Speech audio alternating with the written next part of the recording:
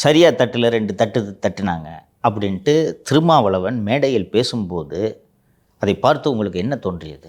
4 தட்டு தட்டினாங்க, ஒன்றும் ஒழுங்காக அடிக்கல. 4 தட்டு தட்டினாங்க. தலைவர்கள் தகுதி இல்லை, ஒரு பண்பு இல்லைன்னு தான் தோணுச்சு. என்னன்னா தலைவர் என்ன பண்ணுவாங்கன்னா, பொதுவாகவே பா விடுப்பா அவர் போலீஸ் போடுறீங்கப்பா அந்த கூட்டத்துலேயும் சொல்லுவாங்க. இப்படி தான் தலைவர்லாம் பார்த்துக்கிறேன், எல்லா தலைவர்களும் அப்படி தான் இருப்பாங்க. ஒரு இந்த அஜித்துன்னு சொல்லி ஒரு காவலாளி அடித்து ஒரு காவலர் இருக்கும்போது கூட சிஎம் ஃபோன் பண்ணி அம்மா தப்பு நடந்து போச்சுமா மன்னிச்சுக்கங்கன்ற மாதிரி தான் பேசினேன். தமிழ் சிஎம்ஏ ஃபோன் பண்ணி சொன்னார். அப்போ வந்து இப்போ இந்த போலீஸ் செஞ்ச தப்புக்கு சிஎம் மன்னிப்பு கேட்குறாரு. சிஎம் மன்னிப்பு கேட்டார். இதுதான் தலைவர் இப்படி தான் இருப்பாங்கன்னு வச்சாங்க. அப்போ 2வது இந்த 41 பேர் இறந்தாங்க அந்த கூட்ட நெரிசலில். அப்போ விஜய் என்ன பண்ணாருன்னா, அதில் உட்காந்துட்டு இருக்கவங்கள்ட்ட இப்போ எல்லாரையும் வர வச்சு அங்கே போக முடியலாம் கூட இங்கே வர வச்சு நம்ம மன்னிச்சுக்குமான்னு இப்படியேப்பட்ட தலைவர் தான் போல இருக்குது திரும்ப நினச்சி நம்ம அந்த 1 மாதம் நம்ம நினச்சிட்டீங்க. ஆமாம், நான் வந்து நம்ம சென்னையிலே இருக்கோம் சார். இப்போ வந்து சென்னையில் பார்த்தீங்கன்னா நம்ம ஜாதி பார்க்கும்போது ஸ்கூலில் இருக்கும்போது டிஃபன் பாக்ஸ் ஃப்ரெண்டுக்கிட்ட சாப்பிடுவோம். காலேஜ் போகும்போது ஃப்ரெண்டுக்கிட்ட போய் கையில் சாப்பிட்றோம்னா யாருமே ஜாதி பார்த்துலாம் பழகலை.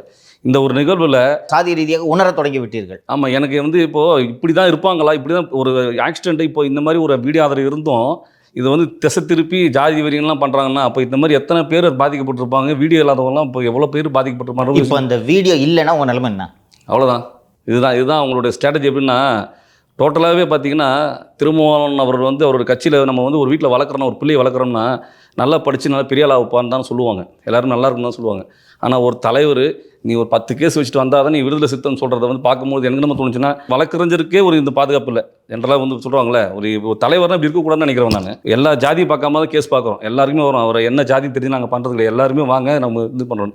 பார் கவுன்சில் வாசலே இன்றைக்கி தாக்கப்பட்ட வழக்கறிஞர் நாளைக்கு எந்த ஸ்டேஷன் போனாலும் நினைக்கிறாங்க அது ஜாதி ரீதியாக பிரின்னு நினைக்கிறாங்க. ஆனால் இது பார்த்துட்டு இருக்க அவ்வளோ பேருக்கு தெரியுன்னா இன்றைக்கி தாக்கப்பட்ட ஒரு அடிச்சது நாளைக்கு ஸ்டேஷன் போன எல்லா வழக்கறிஞருமே அவங்க அடிப்பாங்க.